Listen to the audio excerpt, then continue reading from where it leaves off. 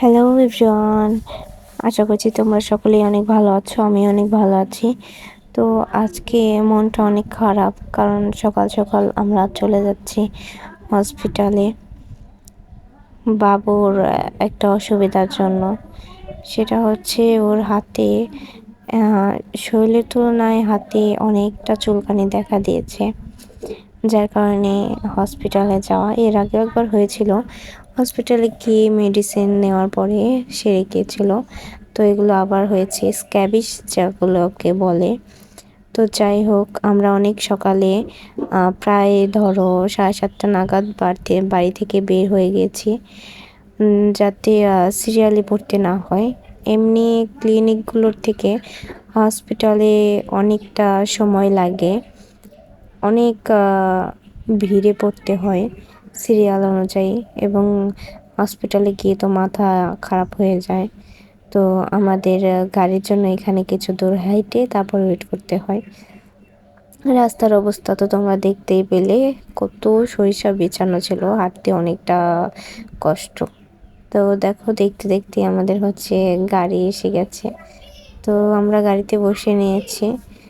এখানে দেখো, এটা বাইরের পরিবেশ ছিল। তো অনেকটা আমরা তাড়াহুড়ার মধ্যে ছিলাম, যার কারণে আমরা সকালে কিছু খেয়েও যাইনি, না খেয়েই রওনা দিয়েছি, যাতে করে তাড়াতাড়ি ডাক্তার দেখিয়ে চলে আসতে পারি। তো দেখো, আমার বাবাটাও চুপ করে বসে আছে। ও আসলে গাড়িতে যাওয়ার জন্য অনেক পাগল।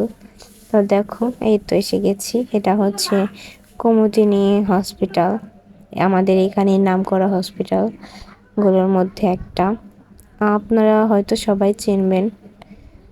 তো এত সকালে এসেছিলাম, এবং দিনটা ছিল 21শে ফেব্রুয়ারির দিন। বেশি ডাক্তাররাই বেশিরভাগ ছুটিতে ছিল। তো ভেতরে ঢুকে তো আমি একবারে অবাক, কেউ আসেনি। দেখো, একবারে সব কিছু ফাঁকা, কোথাও কেউ নেই। তো আমি এই হাঁটছিলাম, দেখছিলাম ঘুরে ঘুরে, টিকিটটা কেটে নিলাম। তারপর ওই দেখো, বাবু বাচ্চা ছেলেও তো থাকতে চায় না এতক্ষণ। আমরা প্রায় 8:30টার মধ্যে ওখানে পৌঁছে গিয়েছিলাম, এবং পৌঁছে জানতে পারলাম যে চর্মরোগের ডাক্তার উনি 9টা থেকে 10টার মধ্যে চলে আসবে। এরপরে বাবুকে ওর বাবা দেখো গাড়ি দেখাচ্ছে, তো কিছুতেই থাকতে চায় না, অনেকটা দুষ্টুমি করে। এখানে একটা মজার ব্যাপার আছে, কি জানো?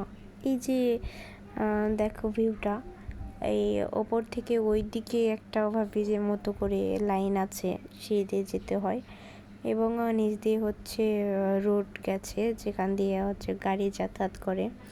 এই যে যে জায়গাটা ফাঁকা, আমি জানি না এটাকে কী রোগ বলে, বাট আমার এটা আছে, আমি খুব ভালো করেই বুঝতে পারি। আমার পা কাঁপছিল রীতিমতো, আমি এখান দিয়ে যেতে চাচ্ছিলাম, তারপর কোনো মতে পৌঁছে গেলাম।